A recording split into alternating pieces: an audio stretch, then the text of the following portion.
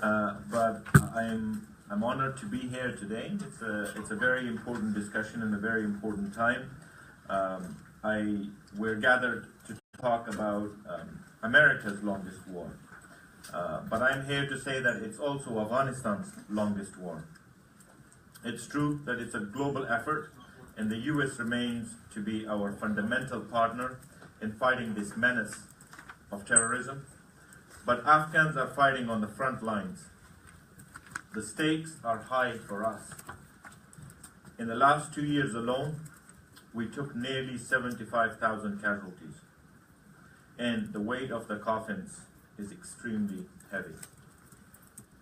The talk around Washington is about the future of this war. There are those who believe we must fight and talk to the Taliban at the same time. There are others who believe we must fight, then talk. Regardless of which camp you find yourself in, the common belief is that there is no military solution to the conflict in Afghanistan. If that is the case, then what is it that we must do differently to bring this war to a successful conclusion? Ladies and gentlemen, we must win the people. That has been the missing link.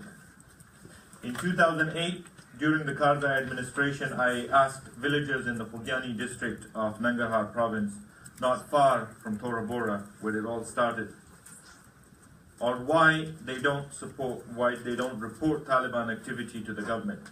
The answer was, why should they? They felt, though, that neither the government nor the Taliban provide any governance or protection. So their strategy for survival was to remain neutral and to not get involved. Over the years, I've heard similar sentiments across Afghanistan and even in the capital, Kabul. Though military victories have been swift and decisive over the last 40 years, we have failed to provide services and governance our people so desperately want and need. Since the new US strategy was announced, we've once again, in just over a month, put the Taliban on the defensive. Casualties rate has reversed.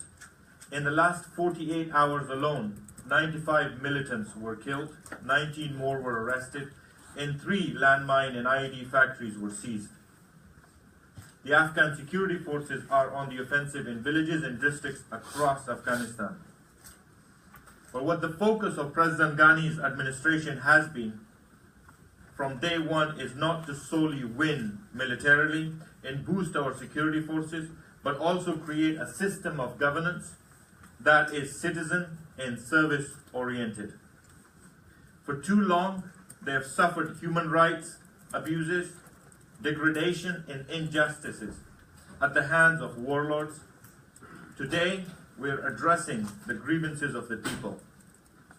Corruption, a direct product of warlord mentality and impunity, has posed a serious threat to our stability. We are changing that both systematically and aggressively. Yesterday at the senior officials meeting in Kabul, we presented our progress report. At the top of the list were our counter-corruption efforts. I present a few highlights from that report here. The Attorney General's office has tried nearly 1,100 cases of corruption, including bribery, embezzlement, treachery, abuse of public authority, and forging documents.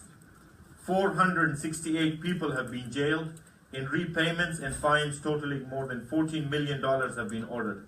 This is just in the last year. In prosecutions by the Anti-Corruption Justice Center, 31 individuals have been sentenced to prison for a combined total of 209 years behind bars, including 3 officials from the Ministry of Urban Development for corruption, 6 from the Ministry of Finance for taking bribes. A senior Ministry of Interior official was arrested for bribery. 8 senior officials, including a deputy Interior Minister, have been suspended, and 7 Ministry of Education officials were arrested in connection with a $191,000 US graft. $9 million has been recovered. The Ministry of Defense has also been on the forefront of the war against corruption. 1,400 staff members have been dismissed. Investigations are underway into 55 cases of illegal ammunition and weapon sales, in which 109 people were involved. 578 cases are being investigated for other crimes. Similarly, the National Procurement Authority has blacklisted 137 firms, approved 2,330 contracts with a total value of 300 billion AFs, and saving 18.3 billion AFs, which would have gone to the wrong pockets. Land grabbing is now a criminal offense.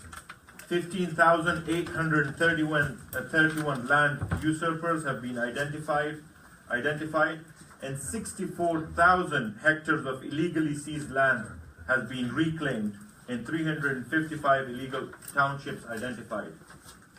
Afghanistan moved up 4 points in the 2016 Transparency International Corruption Perception Index. Ladies and gentlemen, regional politics are complex and must be addressed. But the fundamental ingredients of stability in Afghanistan are simple. Stability will not be secured at some distant negotiations table or foreign offices. It will be made at the homes of the Afghans. We need to address their grievances and commit resources to the reform efforts so we can draw this long war to conclusion.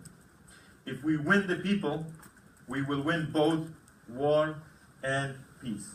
Thank you.